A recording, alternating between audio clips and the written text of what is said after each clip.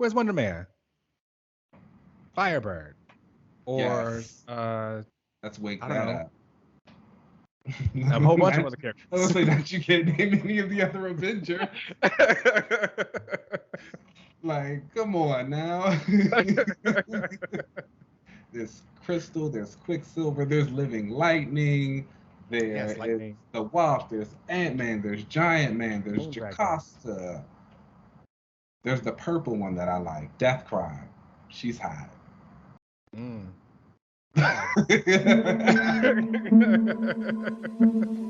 don't know who that is.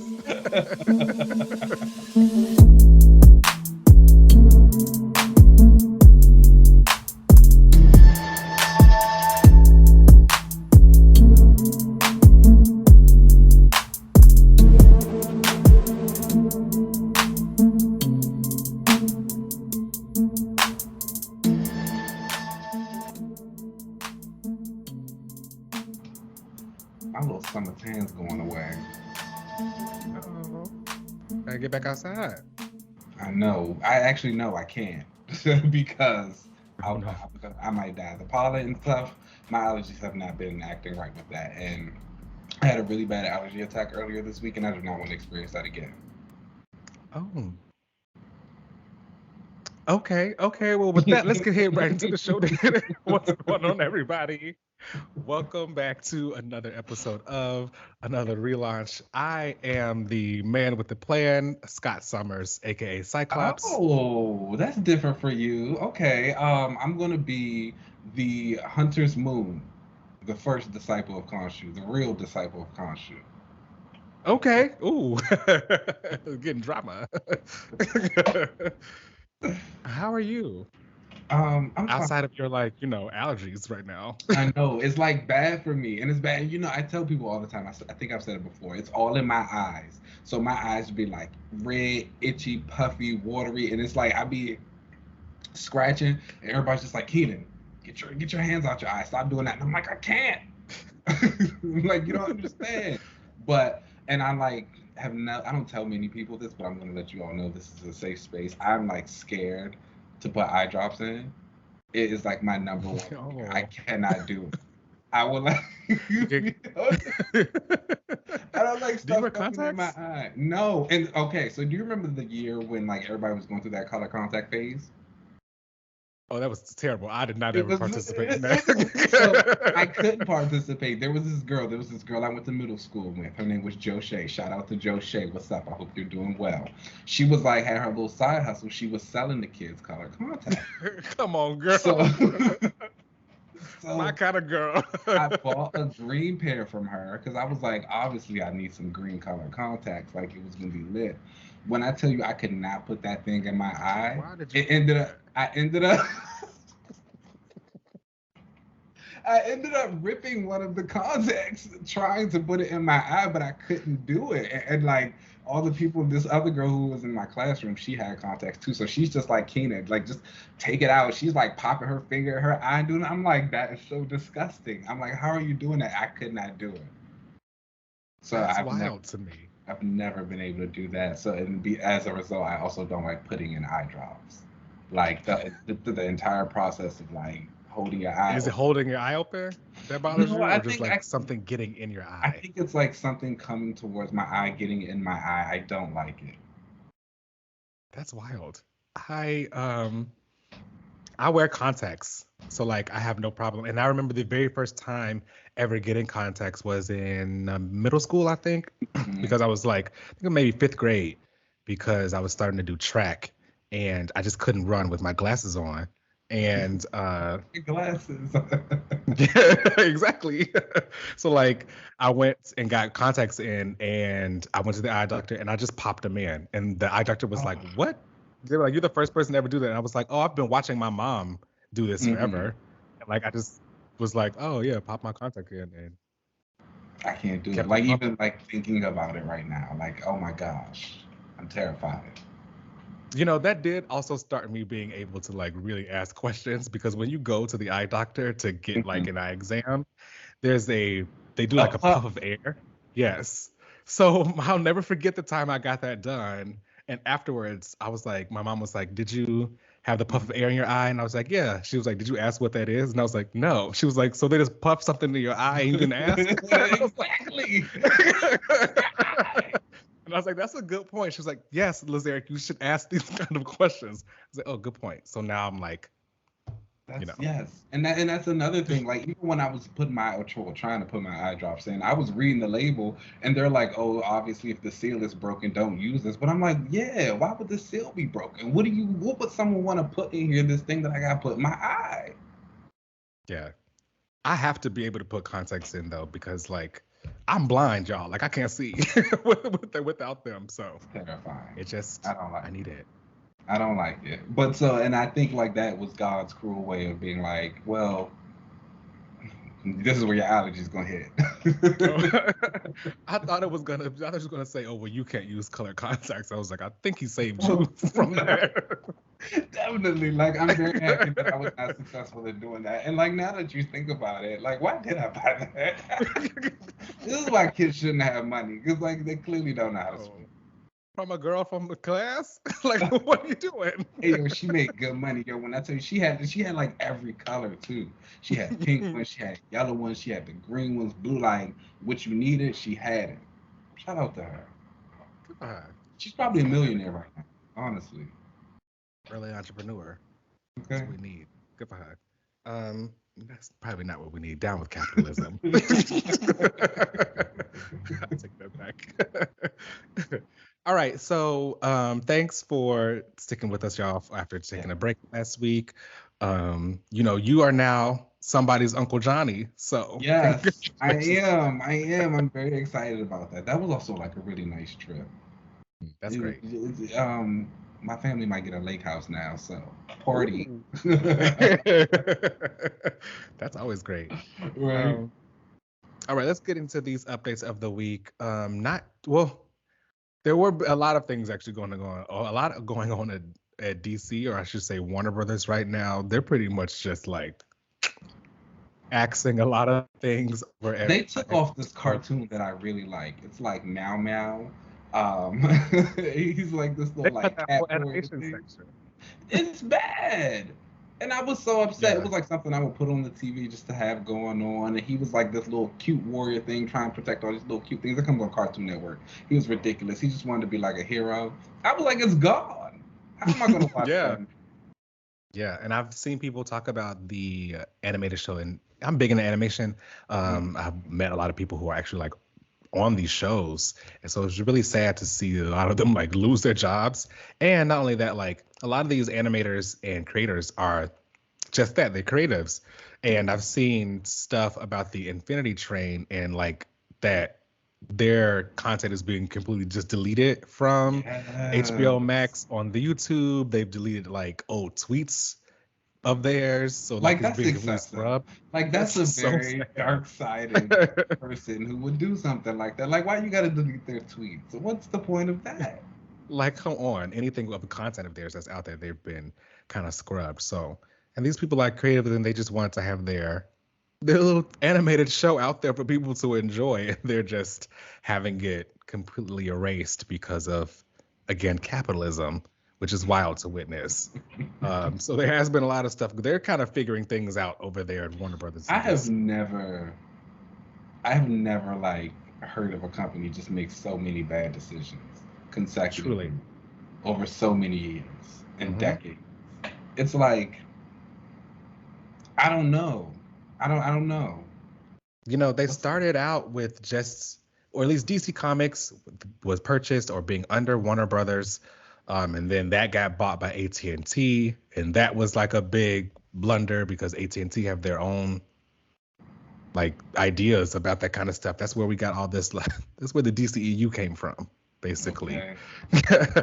And now they're going through a whole restructuring now, being bought out by Discovery. And yes, I do see the like business side of it because Discovery does have a bigger reach than Warner Brothers alone, and they do like 500 channels at like half of the capacity that Warner Bros. Was doing with like 200. So I see the business side of it and how much it makes sense. But I would just hope that they like do better at the creative side of it all. and not like diminish it and just get rid of a lot of like talent. So Yeah. I don't know. We'll see what happens with a lot of them. I don't know what's going on with DC Comics because I know that they are also being under Warner Brothers, but like I think that's probably all going to be rolled up into some other office. I'm not Who watching a knows? third movie with that lady. She's coming. I'm just letting you know. I'm not She's doing it. coming. Like, if we Her gotta accent. review it or whatever, like I'll listen to you talk about it. I'm not watching it. It's I don't understand how she's making it through the cracks right now, but I'm sorry, that is like pretty privilege at its as the best example of it. Do you remember And we're talking in about Wonder Wonder Woman. Woman 1984 when they made a Unfortunately, big deal about that armor and Cheetah like tore it off of her in 3 seconds? like that was the armor that the other woman wore at the end of the world. Like it was like it was her against like every man. But Cheetah, Wasn't Cheetah though. and then didn't Cheetah get like beat up or like lose in water? Yeah. It was just not a good time for anyone involved. I'm not doing a third movie with her. That's all I'm saying. Yeah. I don't know why they would want to make it, but it looks like it's still like being pushed forward. Who knows? But also, comic book news, we did get some solicits for new comics coming. I won't go through everything because that is a lot. These are new solicits coming out in November this year. You know, solicits are always like a few months in advance to give people an idea of what's coming. And some noteworthy things that I saw were the Xtreme X-Men 2, I can kind of call it, is going to be coming out in November. This was a continuation of what Chris Claremont was doing back previously with his Xtreme X-Men run. He's basically going to be following up on it. So it's not a current X-Men team, but just basically a follow-up to that team in that era. Now, are you excited for this? Were you a big Xtreme X-Men fan? Oh, I loved Extreme X-Men. That was like some good It was hot. stuff. Yeah, it was hot. It is where Bessie died though. But he was planning on bringing her back, so that was fine. He won't be able to do that this one, I'm sure. But he's going to use. Or Vargas kind of tagged her. You know, that happens sometimes. It was cool, but the original plan, you know, he was going to bring her back in her little body, and she was going to be Shadow, whatever. We living in the past. But I mean, I guess this title is about the past, so that makes sense, though. Yeah, I'm gonna read it, maybe. It's going. I don't know. Chris Claremont is kind of a nasty man. And he's been kind of clicking down a lot lately.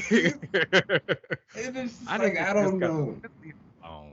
Like legendary for what he did in the 80s. Just leave it alone. But isn't the rumor supposed to be that he's gonna be like retiring from writing soon? Oh, I don't know. That could be a rumor. That sounds right. So this could be like a send-off for him or something. I'm not one to gossip, but I heard that there was a rumor going around that like the part of him coming to like Xtreme and then also possibly trying to follow up in like a current book in the Krakoa era is because he's about to retire from writing, and so he like wants to write a final X-Men story. Maybe that's why they had that teaser with the SOS. Oh, send help and Claremont coming to SOS, Claremont is coming. Get ready. Interesting. Yes, and there was that SOS that came out, and some new thing for the X-Men is going to be coming in January. We will find out more on that later. Do you have any idea what it is? I don't know. Let's just go and get it done. Ready to move forward. I don't know. I want more character beats and I want more action and less feats, if that makes sense. I haven't seen much of either, so I don't know. That's also fair. Okay, moving on. We also got that there will be a relaunch for the Fantastic Four coming in November, and we have learned now that the writer and artist for the series will be, I think his name was Ryan North, and the artist, 1 second, let me pull this up. Was it Ibanez?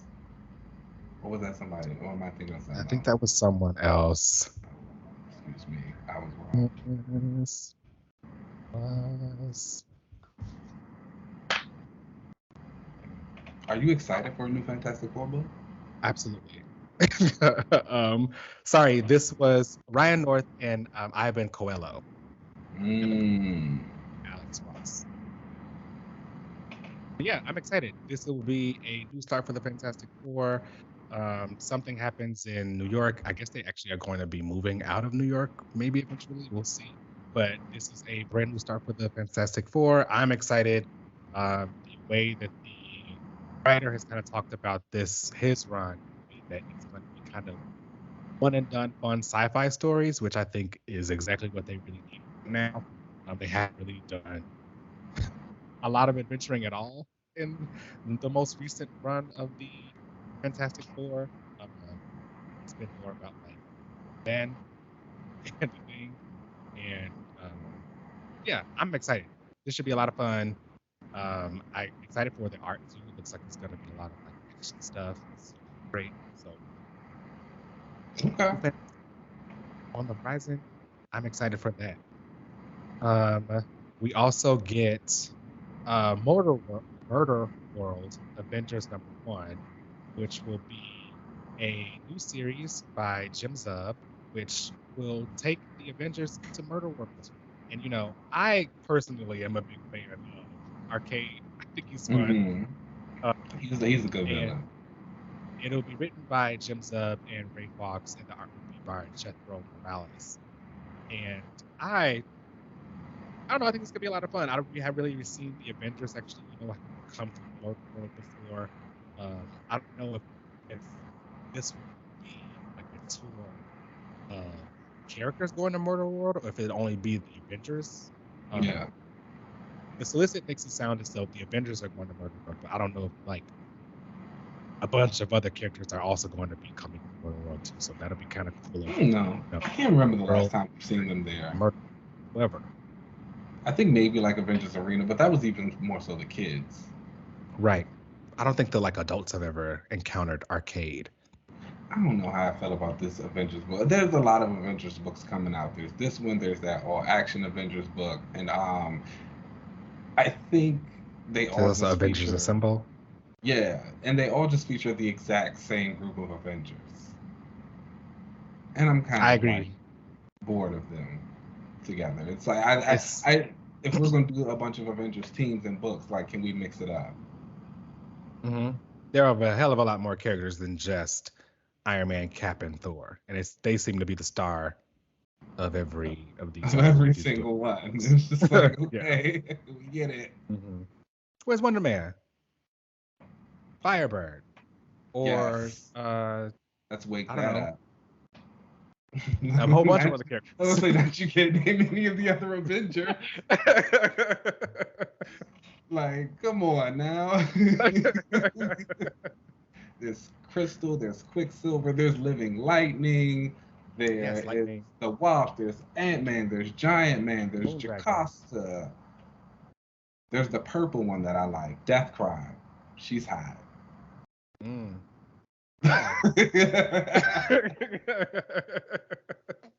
don't know who that is.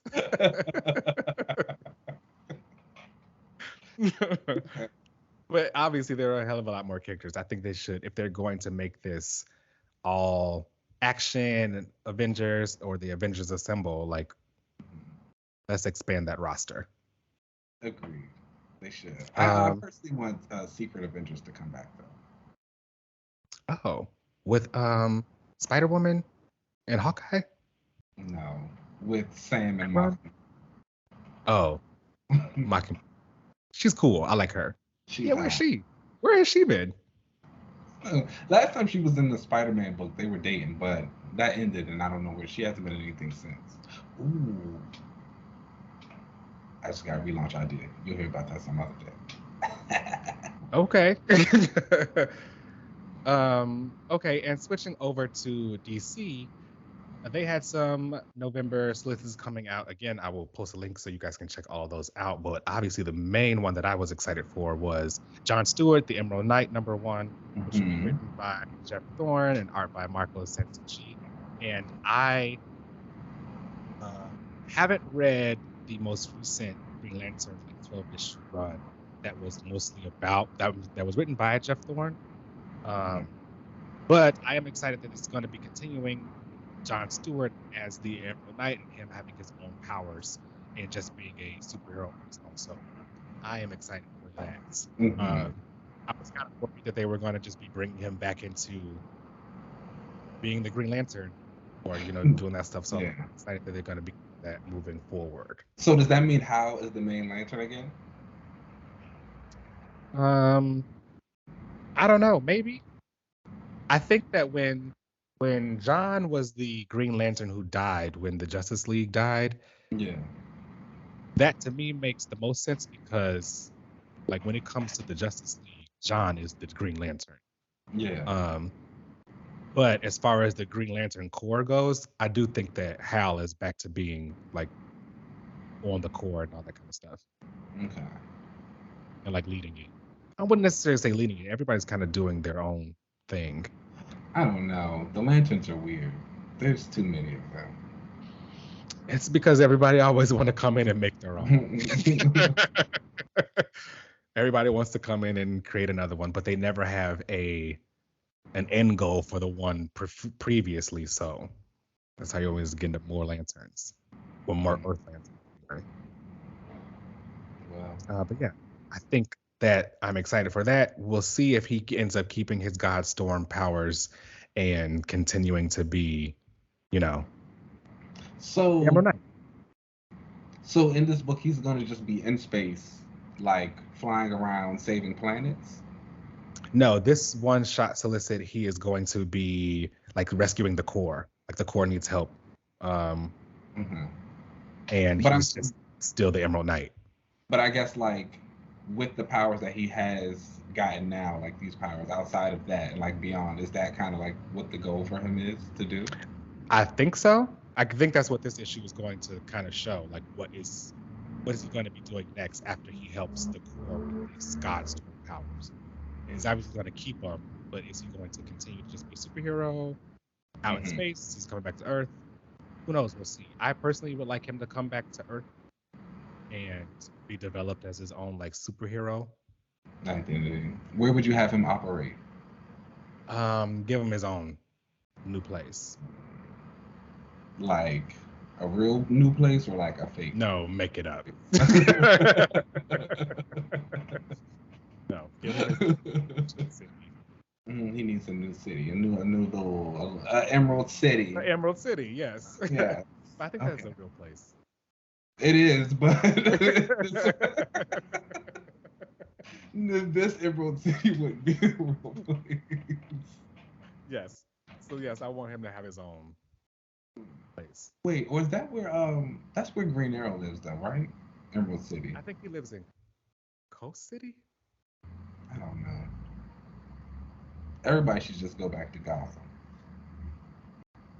Wait. Or Metropolis. Is that a real place? Is Emerald City a real place? Or maybe that's where Green Arrow lives. I don't think so. That's why he's a real place. It sounds familiar. Or maybe I'm thinking of The Wiz. I think that's from The Wiz. It's from The Wiz.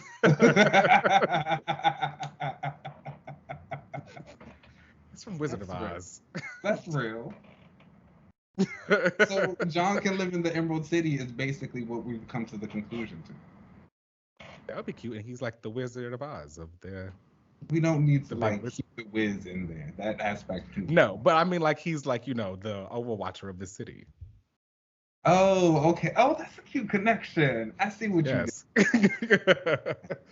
Look at that. Full circle moment. Maybe. See, DC, we got the ideas.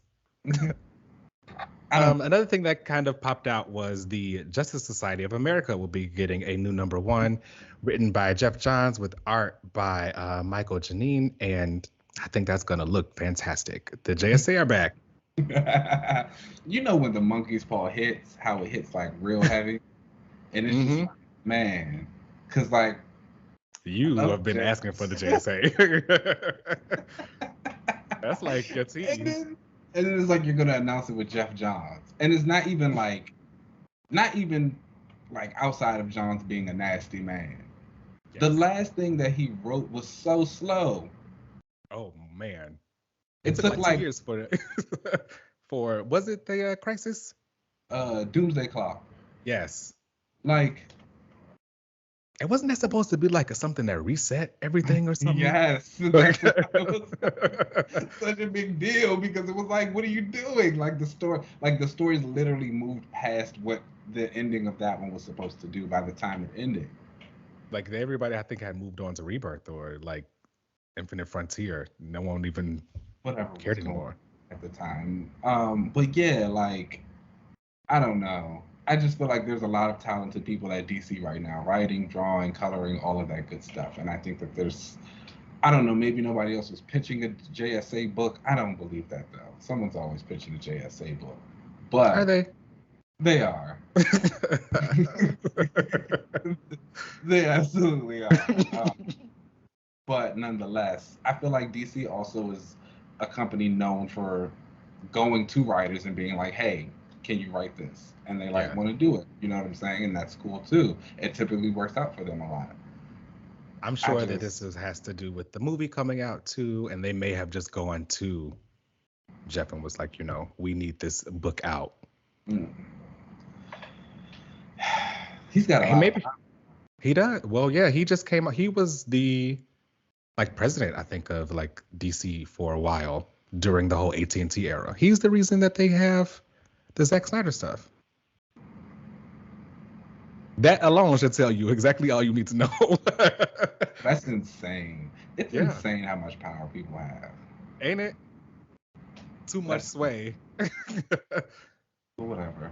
But the JSA is back. I don't know. I'm not gonna lie. I'm probably gonna read it. I'm sorry if that makes me a bad person. At least you're standing up in it. I get it. But They're returning. I'm not sure what's going on with the cover. It looks great. Helena Wayne is on the cover, Huntress, mm-hmm. and but like a lot of the JSA's members, looks like the building has been broken and all their like weapons and stuff are on the ground. Yeah, with the costume she was wearing, that's a new costume, right? I don't get Yeah, too that's much. new. Okay, That's that new. looked good though. I liked It it. did. It did. Um, I don't know. I'm secretly like a Dr. Fate stan, so I think I He might was on the tap in. cover. He looks good too. Everyone looks Mm-hmm. good. Wildcats there. Like, it's the JSA. They're hot. I'm Mm-hmm. a yeah. I'm definitely gonna read that. I'm sorry. We may have to check it out. I mean, and then we also know that Jeff Johns is also doing a Stargirl. That I'm not gonna check out. I don't like Stargirl. I don't know what it is about her. And somebody was telling me that I should watch her show on the CW, and I was just like, I don't know. mm, well, that's his OC for his sister. Yeah, I don't like So her. yeah. The one thing about it though, he gonna make sure that girl is around. That's how she got the show, because he was the president of. Oh, is that how she got the show? Yeah. Um, I don't like her. It's the costume. I don't get it. It's like so. Mm-mm. I don't mind the costume.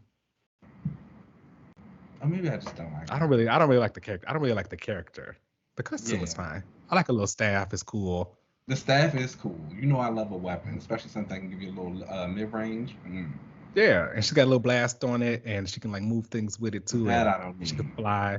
I think the I think blast. that's kind of cool. I like the little midriff she got going Everybody at on. DC can fly. That's nothing spectacular. Okay. I don't know. Ever since like everybody at DC just like be in the streets. Everybody can fight. Everybody knows martial arts. They do. They absolutely do. They can fly and they know martial arts. Ridiculous. All right, y'all. So that's all the updates we got this week. Let's go ahead and take a break, and then we'll come right back.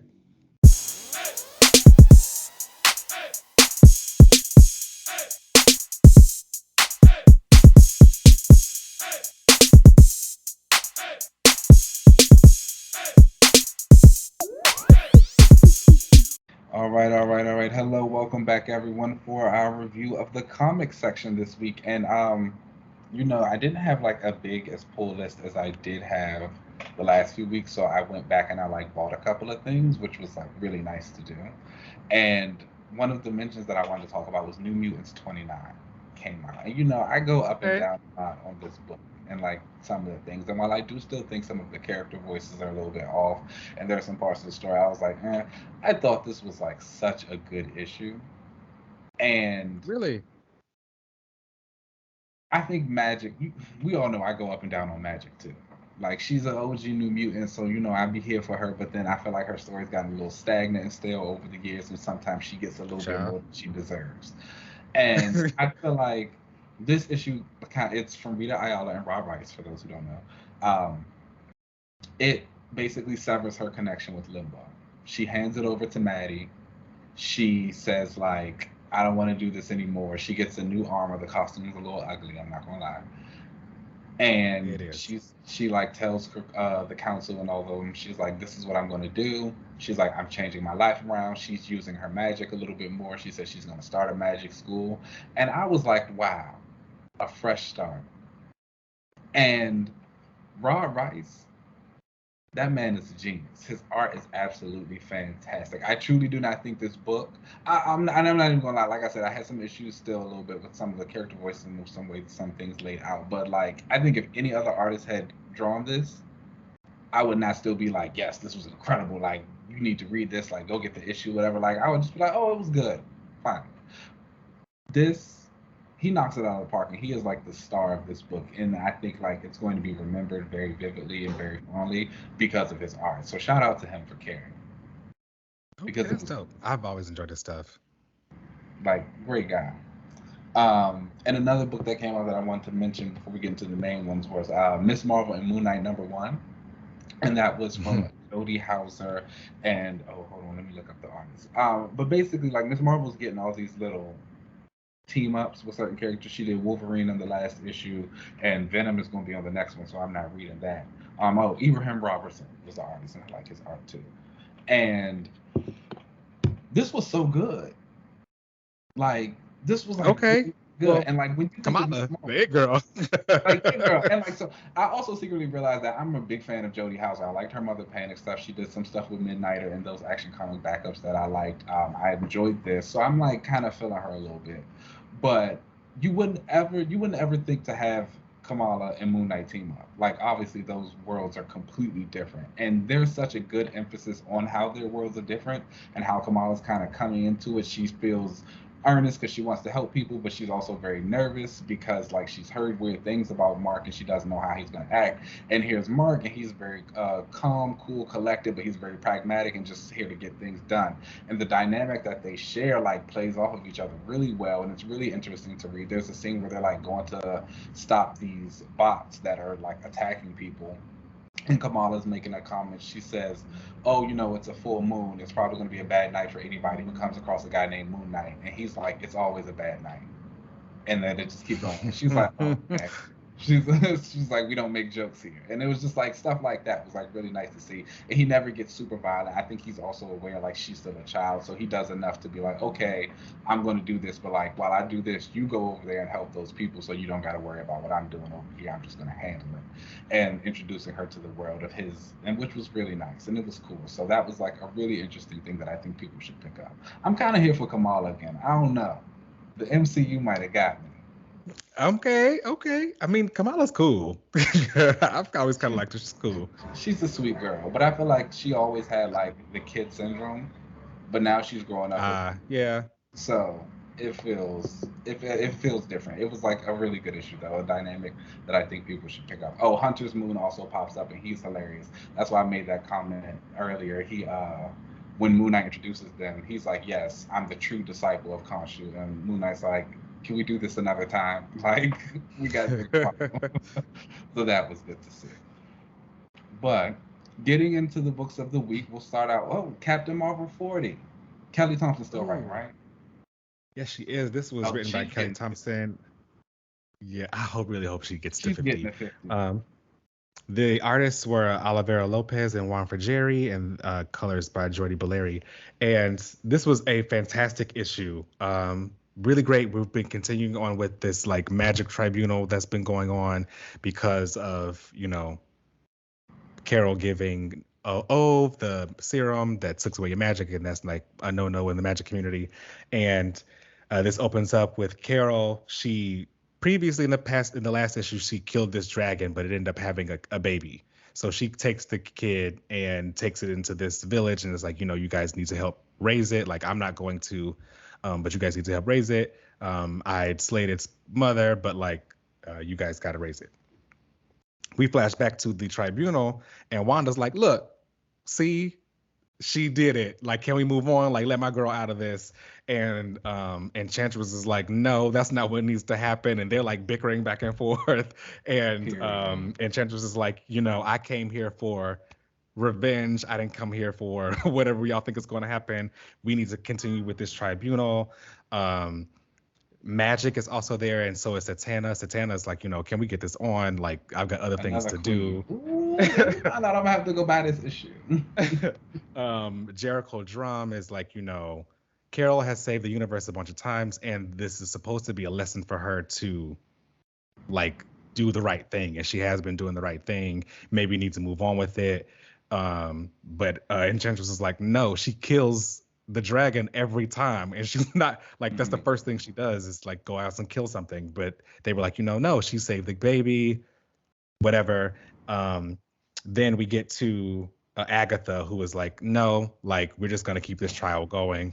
She does not see it for Carol. She wants to see all of this go through. And then basically we see this entire fight where again, Wanda and Enchantress, I don't know what happened in the magical community, but they don't really like each other.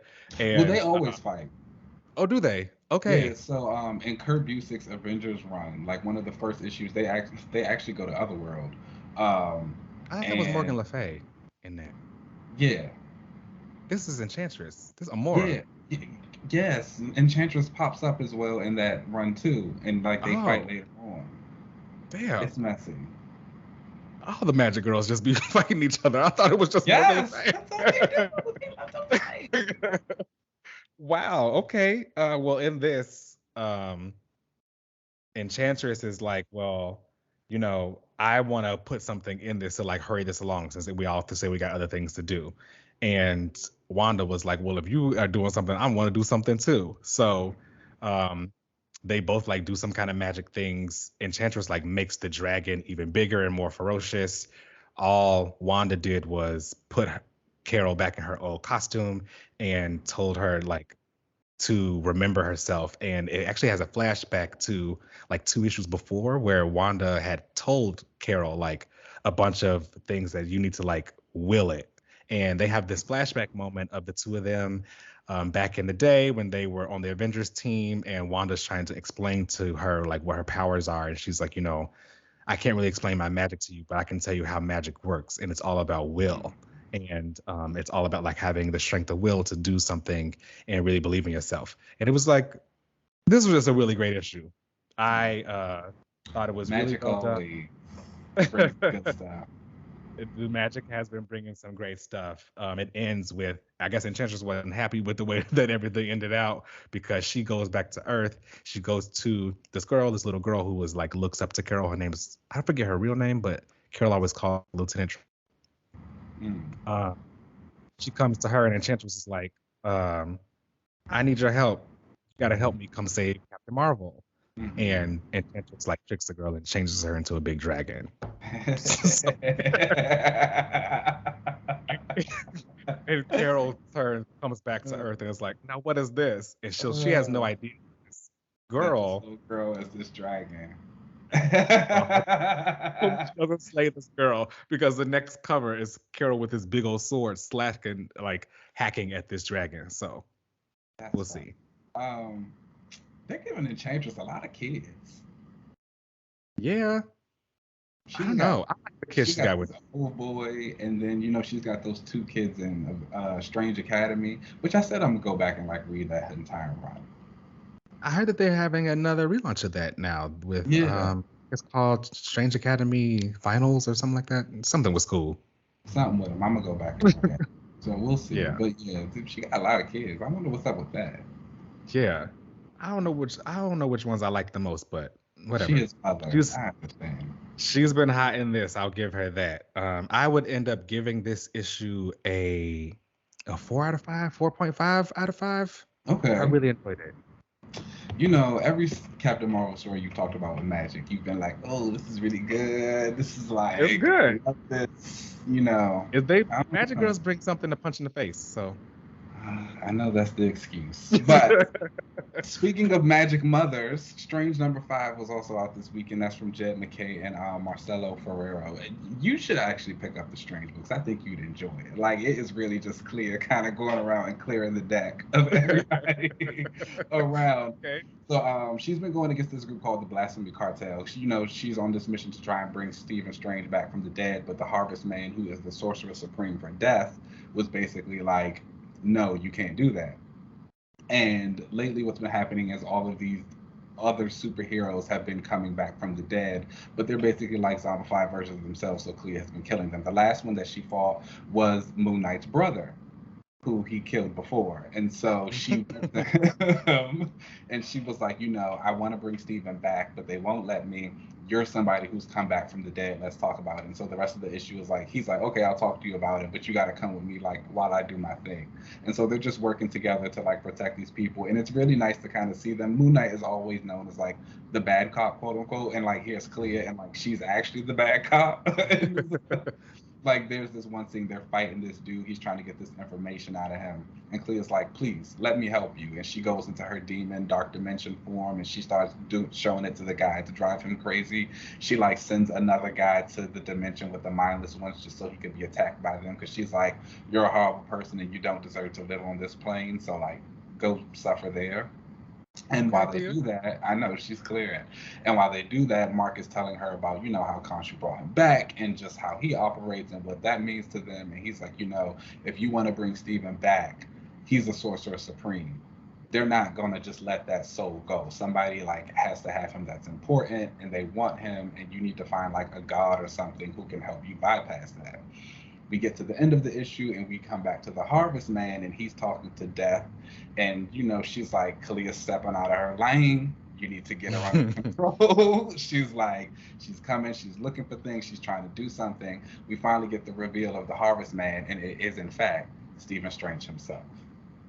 Oh wow. Yeah. And so like, it was like a really nice little reveal for that. So he became the Sorcerer Supreme of Death?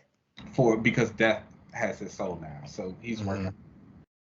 And so, it's kind of hot. Okay. Yeah, it was good. And I was like, ooh. I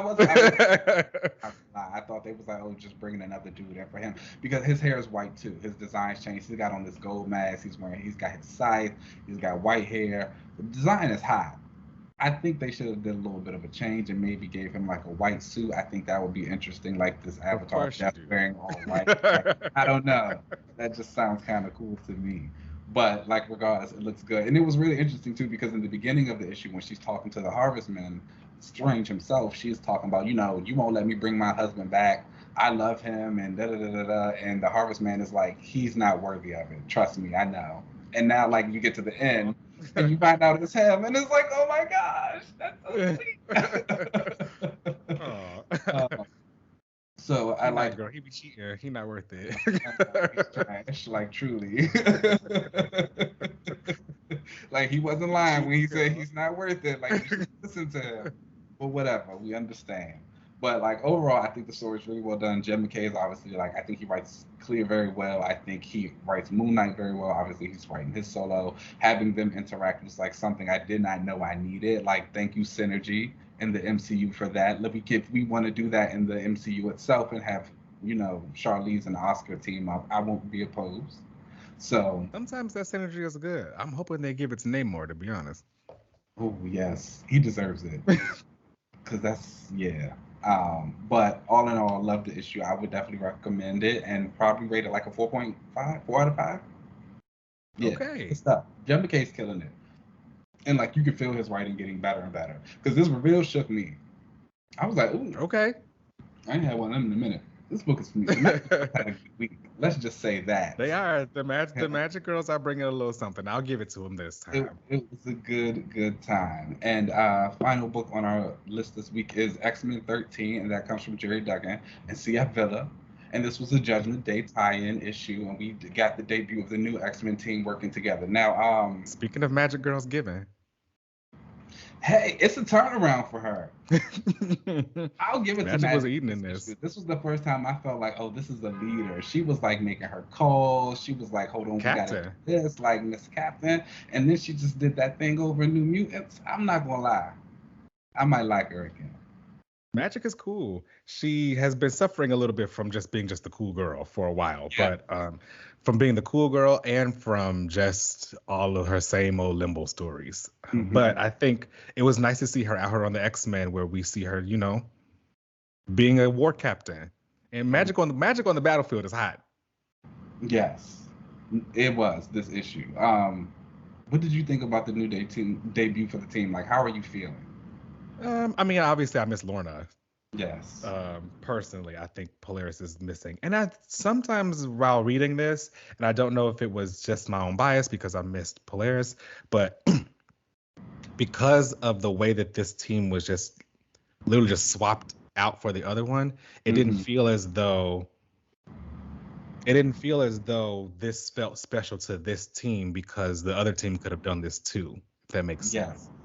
I agree with you, but I agree with you on that point. However, I do think that is what the point of the X-Men team is now. Like, anybody can just like be here and do this. You just happen to be like the premier team. You're just the PR. Right. But it's open to anybody now. Yeah. Room for everybody. There's literally room for everybody. That's why we're voting on it. So, you know what I'm saying?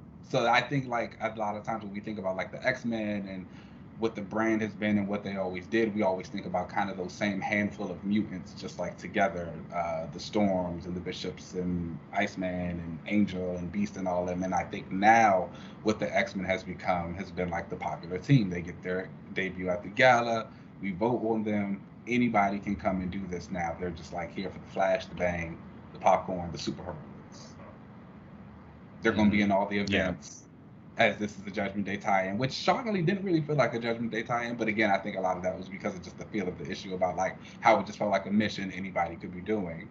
Exactly. They were just fighting the one hex monster the entire time, basically. So yeah, but that's what this team is. But I liked it. I enjoyed the team. I think this was probably the best use of Sync I've seen so far, or personally I felt so far. I think he actually felt additive and like had a reason to do some of the things he did as opposed to just like doing them for the other person instead.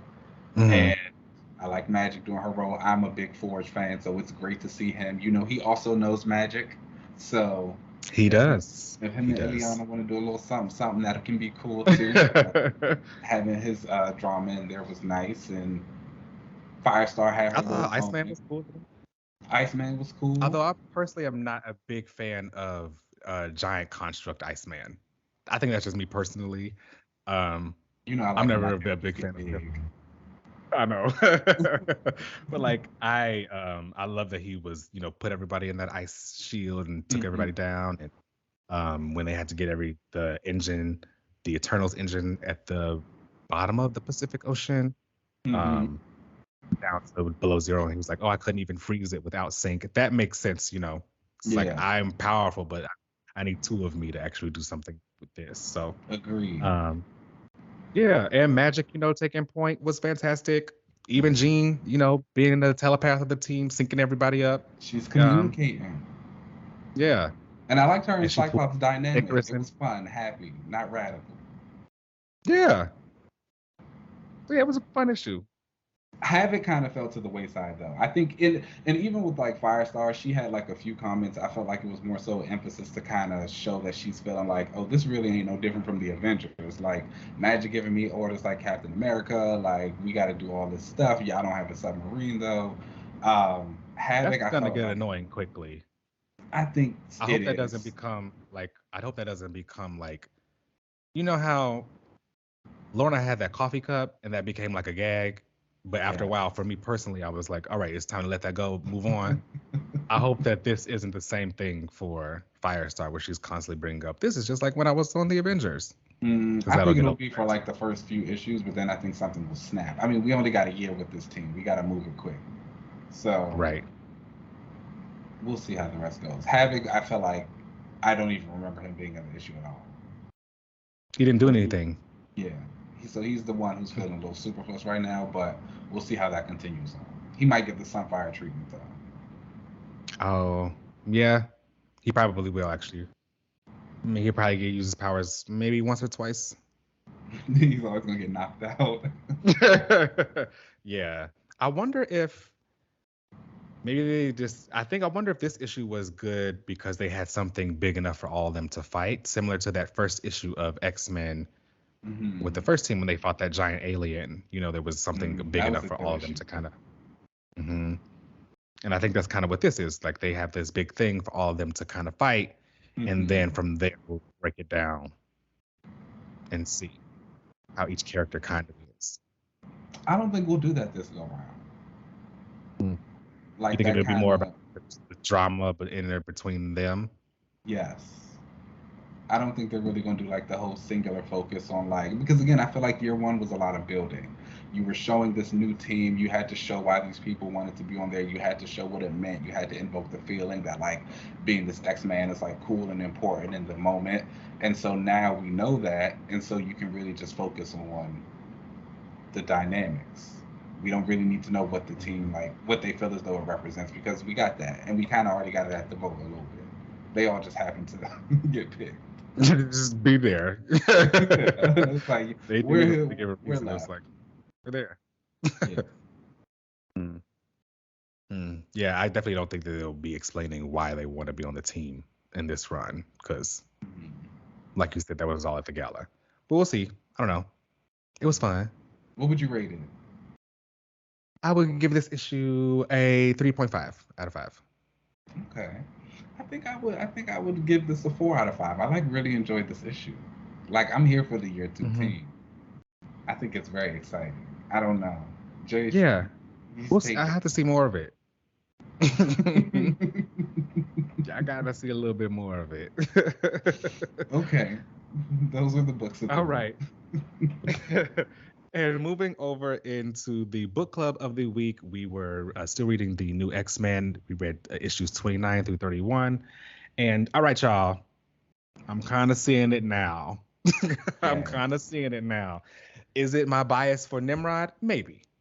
But also these issues were the last final bid wrap up of the, basically now, I keep calling them like the elite members, but that's rude to the people who died. The main girl. They're the main girls. They're the main new X-Men members, you know, the Hellion, Surge, Dust. I guess that boy, Prodigy. Dust. Prodigy was good back in the day. He was really interesting. He took a turn. He just is such a flop to me. I've never seen him. He never gave me. I think his powers are interesting, but and then he fights too. So you know, I'm gonna stick up for him a little bit. I can't see it for him too much. I'm sorry, but we get to see there was this Nimrod that came from a different timeline who basically came broken.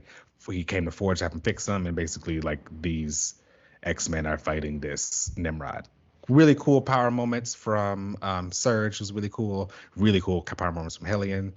Yeah, I thought this was. I'm starting to see. I think, unfortunately, you were right. You gotta have cuddling.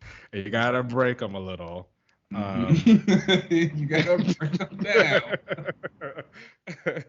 Because I do kind of see this team. Unfortunately, though, I wonder if this team is stuck together. I do think Dust has kind of made it out of this clique. Rockslide is dead. Pixie has. Rockslide is dead. Dang. Prodigy has. Because he's got Prodigy the younger. Right. I guess maybe most of the team did break out. Because the only people left then are just Hellion, Surge, and yeah, the 3 that didn't make I it. know. But I don't think the problem is that they weren't able to break out. I think it's that too many people, and I'm sorry, new X-Men fans, I'll be right there with you. I think too many people want them to get back together, and like that's not the Oh. right. I think people want to see like this team on missions, doing things like that, but it's like no, because they've grown, they've become different. Like they have to move on and do these other things. You can't have the new X-Men again. They're not kids no more. They're not the kids anymore. There's a new group. Mm-hmm.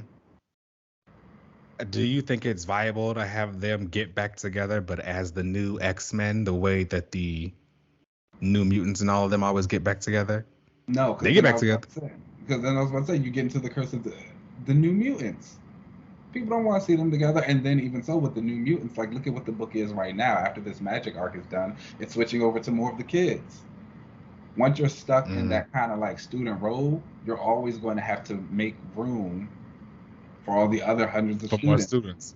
And then like the more students that come, the less chances you have of whichever one you want to appear. How often does magma get used in New Mutant stories these days? Mm. Well, I think that's because most people don't really care about magma. People like magma. She can do People like Black Girl Magma from X-Men Evolution. that. They don't really care for this girl. That was like a really big gotcha. That was crazy to me. But I think that's just the thing that's going to happen. So it's like as they kind of go and they get stuck and they get mixed into these other students' roles. I don't know. And I say this as a new X-Men fan, but I would never want these kids to get back together. Unless it's like a reunion special or like an annual issue. But I think the moments they've had, I think when Sophia even came back, like boom, they got a hug, they made up, they had a happy time, and now they can go and continue to do other things. You wouldn't want to see them all like, oh yeah, we were all killed before, now we're back alive. But Maybe we should that's what all just hang out together. I feel like that's what they did in that X Factor issue when Sophia came back. You might have dropped it by then. I don't know. Yeah, I did not. But I did not read that. after they like saved her from Mojo World or whatever, all the new X Men kids were there. Hellion welcomed her back. They went off and partied, and it was like cool. Let's close off, and now she's on the Marauders. Yeah, she looks nice too on there. Hmm.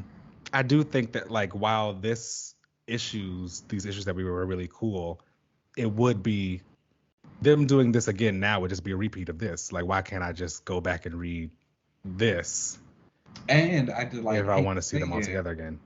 but there were too many of them. It's different You from know how I felt about that. But it's different from a new Avenger or a young Avenger, even like Young Avengers. They complain about it with them sometimes, like how people leave Nova out or how Tommy would get left out. Mm. You know what I'm saying? Like with the But new I X-Men, thought it's only like 8 of them, right? well, you Not got that the many of eight of them. them. So no, those were like the main kids of that book. But like there are other new X-Men, and when the new X-Men fans want them to get No, back I meant together, the Young Avengers. Like there's oh, the only like young 8 of Avengers, them. yeah, Yeah. it's on.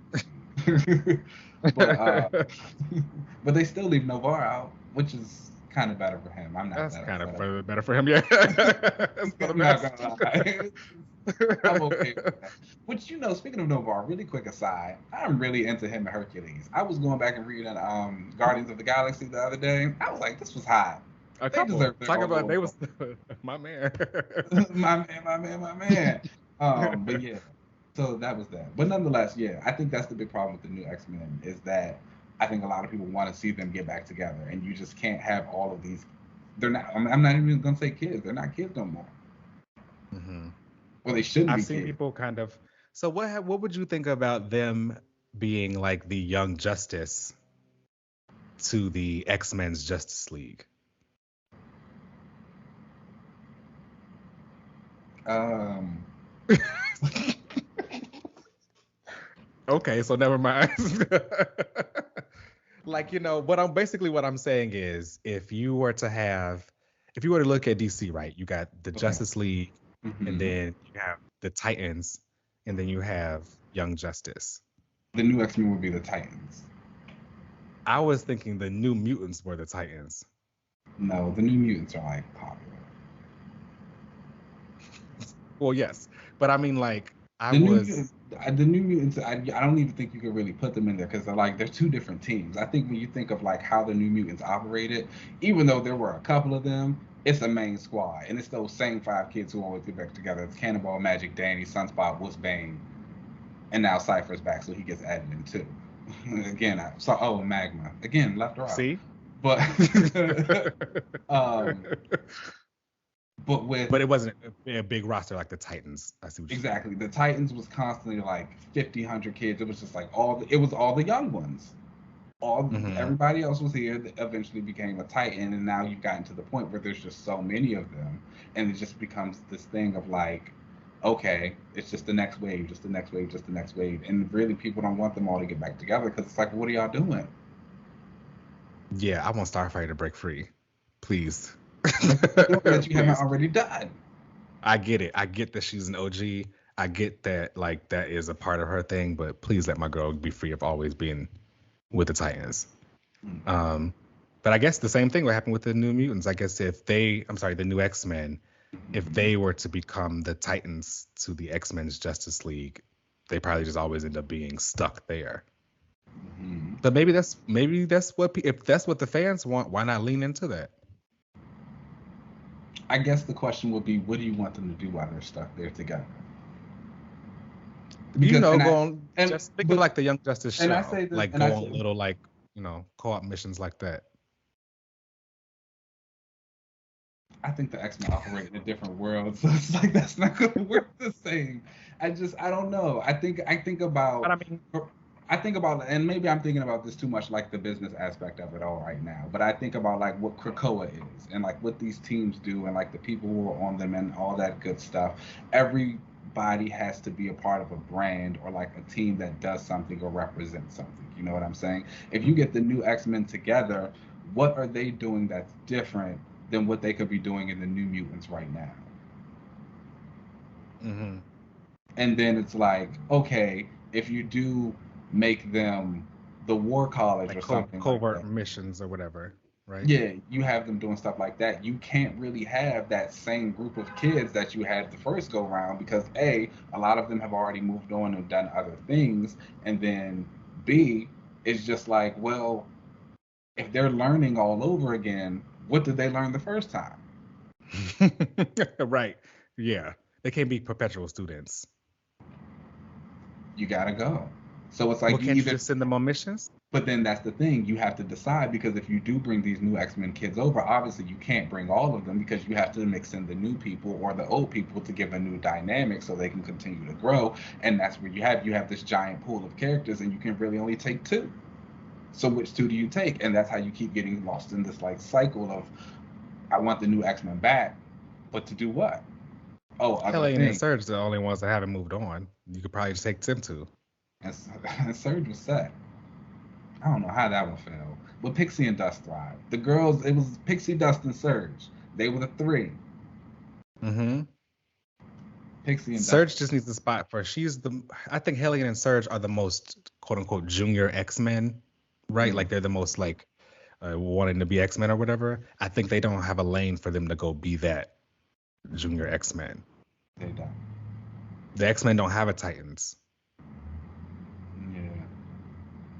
But would one work? Is what I'm asking.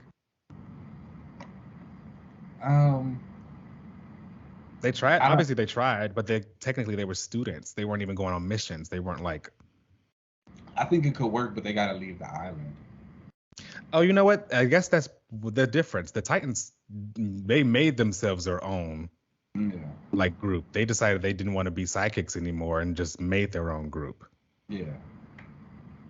I think you could take a couple of the new X-Men kids and you could do something like that during like those X-Force years where they had the road trip era after like the team, Danny and all them, they were going across the city. That's where they met Jesse Bedlam. Shout out to him. I think they could take some of those new X-Men kids like that who could be feeling in this space of like, okay, we didn't graduate to do something better, but we're not students anymore. Let's just go off the island and do that. All right, well, y'all gotta let us know what you think, how you can keep moving the new X-Men forward. Like I said, I'm starting to see it for them again. I guess this must have been I must have missed everything before this when I was reading this when I was a kid. Everything else but that part, okay? Because this was a lot of fun. The stuff I remember liking these characters. But that is the book club of the week. Let's go ahead and take a break, and then we'll come right back. Ooh.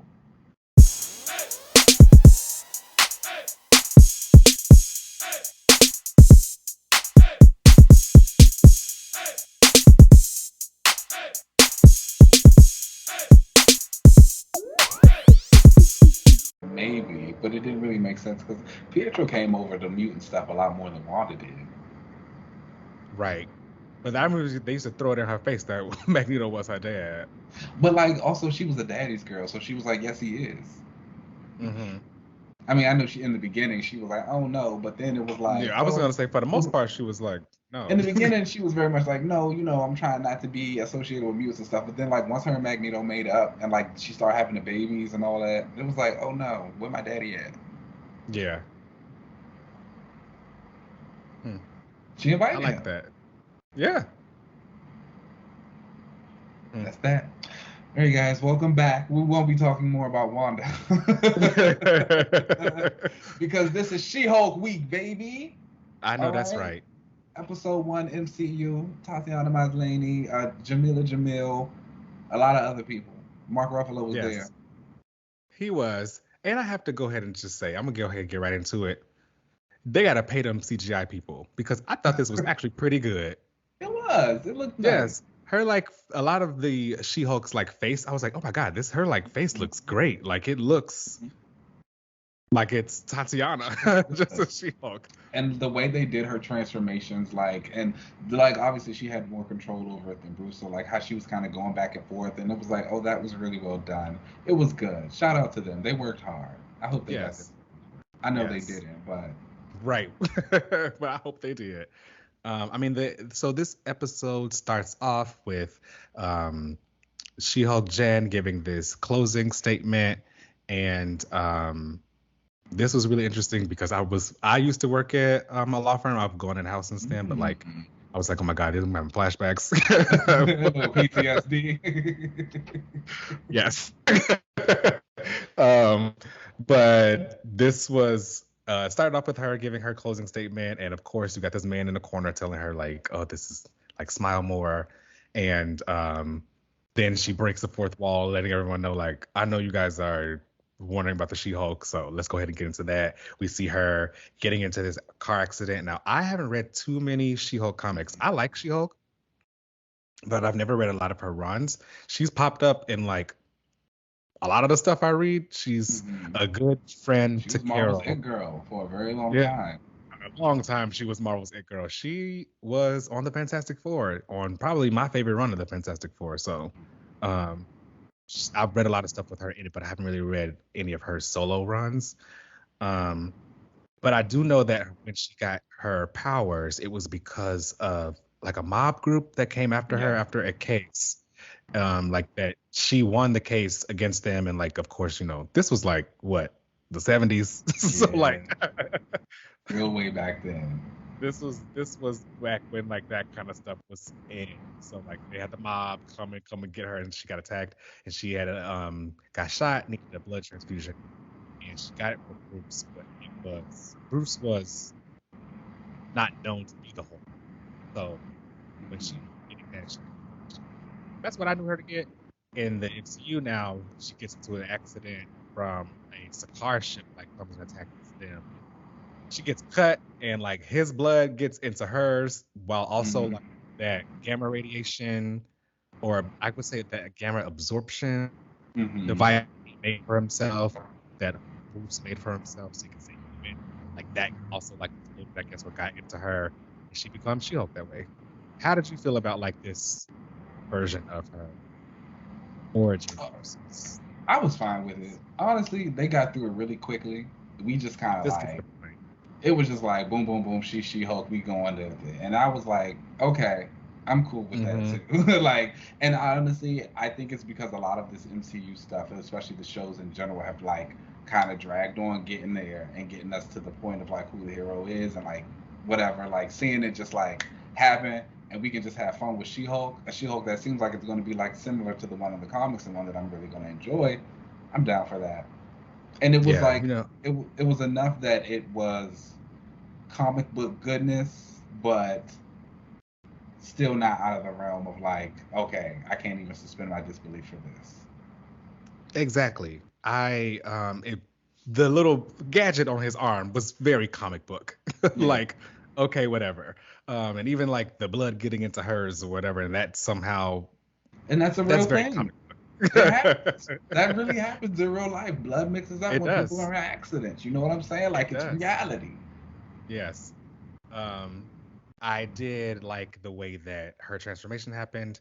I will admit that when she went to that club and those dudes came up to him, my first thought was, "Oh, that dude's fine." But clearly, he's That's a terrible. bad man. Don't repeat that.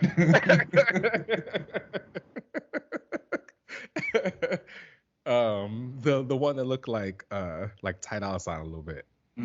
I know which one you were talking about. It's Yeah, fine. but yeah, I thought the CGI on it was great as the resident She-Hulk staying here. hmm How did you feel about the way that they showed her transformations as she got back to, I guess this little Mexico getaway hmm place that Bruce had for himself, this lab that Tony Stark had. How did you feel about her kind of showing her Hulk side? I liked it. I thought there was like a lot of the stuff in the conversations that Bruce and Jen had surrounding her transformation and anger and things like that were really well done, and I feel like they were true to comics. Very well Jen done. always had like a better control of her abilities than he did. I thought they showed his frustrations really well, and I also think like coming off of Al Ewing's Immortal Hulk run, you realize that Bruce is like got some problems and he needs some help. And I feel like with a lot of Hulk stories, you don't really get too much of that, and you don't really delve too much into that. And so I thought it was a nice little play on Jen's part when she was like, I might have said some mean things to you earlier, but like it's true.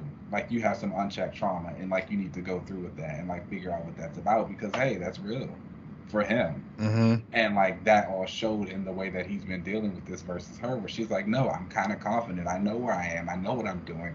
Anger isn't something that fuels me because I'm like good. It's you. And like, I'm She Hulk. So that was dope. And like I really appreciated her speech about like being able to control her anger because like I'm a woman. Like I'm constantly having to control myself. And like Bruce Mhm. instantly thinking oh look, you're wrong. I gotcha. When Right. when she started to transform, she was like, no, I'm doing this. Like I'm controlling myself.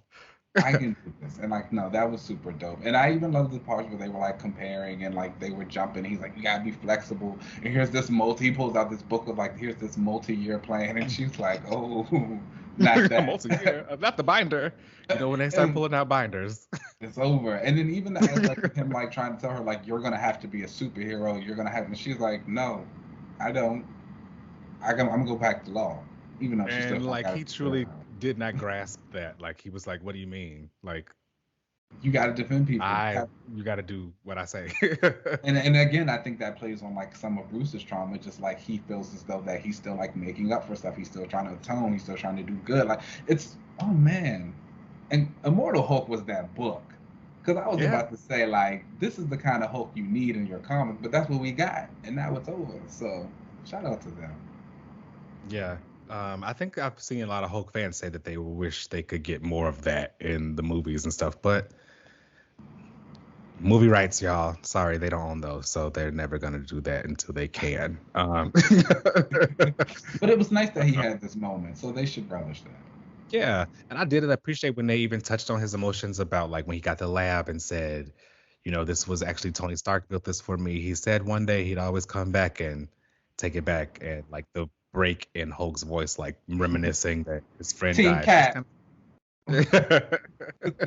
yeah. They also kind of set up that if they ever really wanted to go back and do a Planet Hulk movie, they could hmm because they explicitly say in this, like after that Sakaar ship attacked Jen and Bruce in the beginning, they explicitly say that, oh, I can control myself. I've like gotten it down to be Hulk and Bruce together. There was this one time on Sakaar when I was Hulk for 2 years, like there, and I was like, oh, that sounds like a movie.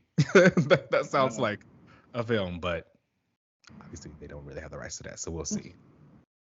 I don't know. I liked it. I thought the show was really good. I'm excited for the rest. I will say, we got to the end in the Titania reveal. I think Jamila Jamil is a beautiful woman. And really pretty. She is a judge currently on Legendary on HBO Max. And I have grown a new appreciation for her on that show. But that reveal was not given. It did not. And you know, I like Titania, but yeah. You know, you've gotten it in my head before that sometimes sacrifices have to be made. And so it is what it is. She just gonna have to be that. I'll just have to take this version of her. It's going to be interesting to kind of see what they do with her, especially like when you think about the She-Hulk book right now, where Titania and Jen are friends, and like they've got their little fight club going and they hanging out and stuff like that. So I'm interested to see if they'll just continue on with the strict. We see each other, we go to blows, or if they're going to try and build off of that, like, okay, we might become a little bit like frenemy and like hang out and be girls. It might be the frenemy girls part, because the streets were saying that Titania is like an influencer. I think she's going to be like a social media influencer, and she may need Jen's help to get out of some kind of legal drama. Oh. I think something like that might happen. Some kind of like fun antics with that. I don't know. But I just heard Jamila say Titania's name, like she was like, "Oh, I'm playing Titania," and I was like, "Oh, that sounds like she's gonna be an influencer and that kind of girl." Okay, well, we'll see. Tatiana is like really good as Jen. She's super likable. You know, I'm excited for the rest. I'm excited to see like how the people around her react to like her being lawyer and She-Hulk. Like obviously when she like did her transformation in the room, it was like ooh, and then like she ends it off and she goes back to her closing arguments and the episode ends. Oh, speaking of the episode ending, that little mid-credit scene where her was funny. I actually laughed. Like I cackled, like genuinely out loud cackle. I was like, oh, that was funny. They did that. They really did. You know what? She-Hulk is good. Shout out to She-Hulk and Ms. Marvel for turning the ship around Phase 4. Phase 4 was at the bottom, okay? And we're coming back up. And we're going to end off with Wakanda forever. So it's looking like... It looked like they were saving the best for last. It looks like we'll end off at a nice middle ground. Yeah, Phase 4, it was clicking down, but they're starting to turn it back around. Shout out to She-Hulk. Yes. All right, well, that brings us to the end of the show. Please let us know what you guys thought about She-Hulk, any of the comics we read earlier. We really appreciate all the comments. You can find us on Twitter and Instagram at Another Relaunch. You can find us on YouTube if you want to watch us on Another Relaunch TV. You can find me on most social media platforms at Uncanny LZ. Keenan, where can they find you? You guys know you can find me on Twitter, Instagram at Keenan Lance. As always, there's an underscore at the end. All right, boom. Let's get up out of here and we'll catch y'all next week. Peace out.